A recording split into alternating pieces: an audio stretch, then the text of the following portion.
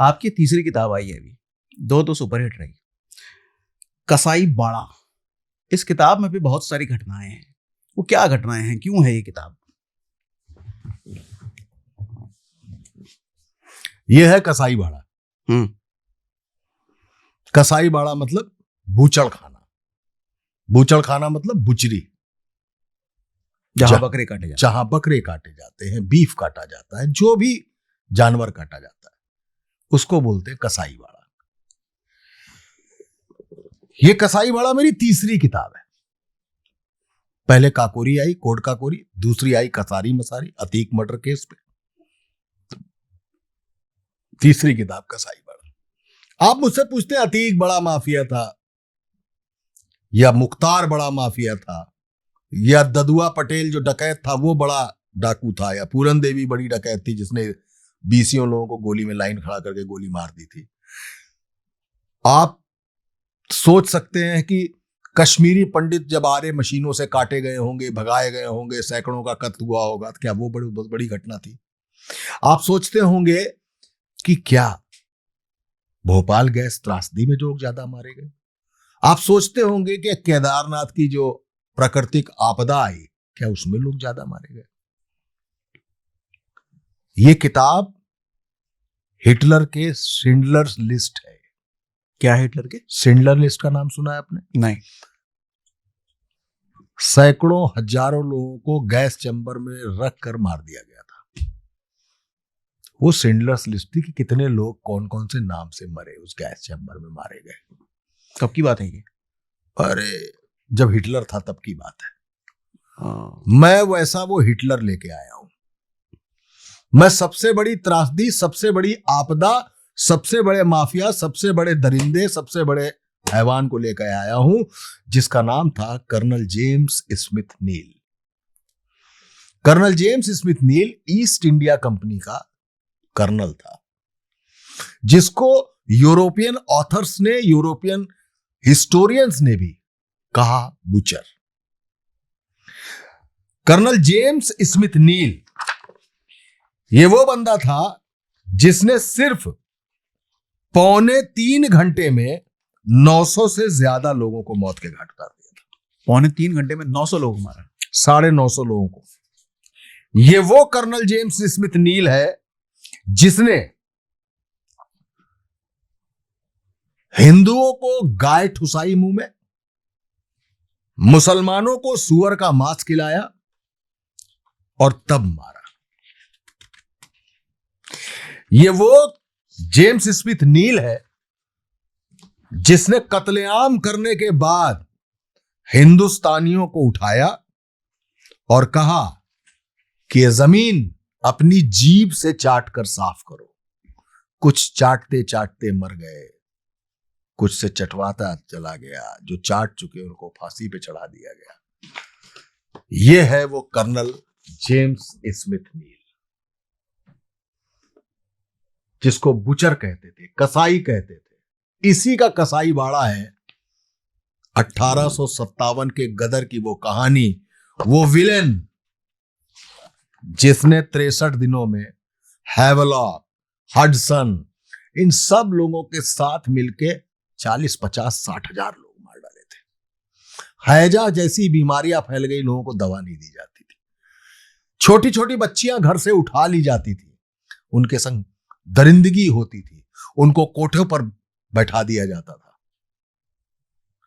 वो है colonel James. क्यों करता था ये ऐसा? हिंदुस्तान, मंगल पांडे ने क्रांति कर दी एनफील्ड बंदूक के खिलाफ कि इसमें गाय की और सुअर की चर्बी है। उस क्रांति को दुर्दांतता के साथ खत्म करने के लिए जेम्स स्मिथ नील ने ऐसा किया था कि अगर हिंदुस्तान मांगा, ईस्ट इंडिया कंपनी को जाने को कहा, तो तुम्हारा हश्र ये होगा। जेम्स स्मिथ नील वो बंदा था जिसका शौक था कि अगर कोई प्रेग्नेंट औरत उसने देख ली तो जो एनफील्ड गन थी उसके आगे जो चाकू लगा होता है, जिसको संगीन कहते हैं, वो भोंक के उसको मारता था। कहता था एक तीर से 2 निशाने। प्रेग्नेंट लेडीज को शौक था उसका, जानवर था, दरिंदगी थी उसके दिमाग में। एक तीर से दो निशाने। Don't waste bullet, bullets are precious. ऐसे मार दो। एक वार में 2 लोग मरे। यूं फांसी पे लटका दिए गए लोग सैकड़ों की संख्या में। उस जेम्स स्मिथ नील की यह कहानी है कसाई बाड़ा, जिसमें एक लड़की है, और यह सच्ची कहानी है, बिल्कुल सच्ची कहानी है। ये वो जेम्स स्मिथ नील है कि चेन्नई के चौराहे पर इसकी बहुत बड़ी मूर्ति लगी हुई थी। तब के कामराज कांग्रेस के हुआ करते थे, उन्होंने आंदोलन किया। गांधी जी ने कहा कि मूर्ति तोड़ी नहीं जाएगी, हिंसात्मक आंदोलन होगा। 1930 के 29 के आसपास की बात है। तब आजादी के बाद इसकी वो मूर्ति चेन्नई के चौराहे से हटाकर चेन्नई के एक संग्रहालय में रखी गई। इसके नाम पर नील लाइन्स है, इसके नाम पर लखनऊ में नील गेट है। वो हडसन जिसने बहादुर शाह जफर के दोनों बेटों का गला काटा और दरवाजे पर उन दोनों का गला टांग दिया था, उस हडसन की कब्र लखनऊ के लामार्ट के पास है। वो हैवलॉक जो कलकत्ता से चलकर आया, सब कुछ कुचलता हुआ चला गया और लखनऊ में आके आलमबाग के युद्ध के बाद मार दिया गया। उस हैवलॉक के नाम पर लखनऊ में हैवलॉक रोड है। मुझे यह समझ में नहीं आता कि इन दरिंदों जिन्होंने हमारे देश पर इतने लंबे समय तक राज किया, इन दरिंदों के नाम पर मॉर्नामेंट्स और सड़कें ये क्यों हैं? दिल्ली में भी औरंगजेब रोड है ना। औरंगजेब रोड का नाम तो खत्म होना चाहिए, क्योंकि इलाहाबाद का नाम प्रयागराज किया जाना है। दुनिया को यह बताना है कि अकबर ने 40,000 हिंदुओं को मारा था 6 महीने में चित्तौड़ में। अकबर ने मारा था। अकबर ने। टीपू सुल्तान के बारे में बताया जाएगा आपको कि वो हिंदुओं का दमनकारी व्यक्ति था। उसका पूरा चैप्टर एनसीईआरटी की किताब से हटेगा, क्योंकि टीपू सुल्तान है, मुसलमान है। अकबर मुसलमान है, औरंगजेब मुसलमान है, मुगल है। जब हम मुसलमान दमनकारी की बात करते हैं तो हम ध्रुवीकरण की राजनीति करते हैं और ये बताते हैं कि वो ऐसा था, उसने तलवारों से न जाने कितनों को मार डाला, इसलिए कि उससे वोट मिलता है। इन जैसे लोगों को कसाईवाड़ा जैसे लोग बनाने वाले, इनके नाम पर आज भी हमारे पास शहर है डलहौजी। अच्छा, आज भी हम लैंसडाउन को जानते हैं, आज भी हम लैंडोर को जानते हैं, आज भी हम हैवलॉक रोड को जानते हैं। इनका नाम क्यों नहीं हटाया गया? क्योंकि इनके नाम पर वोट नहीं आना है। यह राजनीति है इस देश की। अरे हमें इस किताब के कवर पेज पे जाइए, ये पीछे किला है, ये भगवा झंडा है, कई झंडे लहरा रहे हैं, लेकिन एक हरा झंडा भी लहरा रहा है। जानते हैं क्या ये? क्या? ये जो भगवा झंडा है, ये नाना राव, पेशवा नाना राव का भगवा चिन्ह है, भगवा झंडा है। ये नाना राव का नहीं है, ये बाजीराव, जो बाजीराव मस्तानी आपने पिक्चर देखी है, ये पेशवाओं का झंडा था भगवा, जिन्होंने युद्ध लड़ा। उस नाना राव ने अंग्रेजों के खिलाफ लड़ाई लड़ी और अपना भगवा झंडा फहराया और कानपुर को 19 दिन के लिए, इलाहाबाद को 4 दिन के लिए आजाद कर दिया। उस टाइम में आजाद हो गए थे हम। 1947 में तो आजादी देश को मिली है, लेकिन कानपुर और इलाहाबाद ये 19 दिन और 4 दिन के लिए आजाद हो चुके थे। कंपनी भाग चुकी थी यहां से, अंग्रेज भाग चुके थे। लोगों ने नाराजगी में सैकड़ों अंग्रेजों को काट डाला, और जिनको काट डाला था उन्हीं का खून चटवाया था कर्नल जेम्स स्मिथ नील ने सबसे। ठीक है सर। तो उस नाना राव ने अपना झंडा फहराया पेशवाई का भगवा, लेकिन उसी नाना राव ने, उसी झांसी की रानी लक्ष्मीबाई ने, उसी तात्या टोपे ने सारी लड़ाई लड़ी किसके अंडर में? हरे झंडे के अंडर में। क्यों? क्योंकि बहादुर शाह जफर उस क्रांति के अगुवा बनाए गए थे।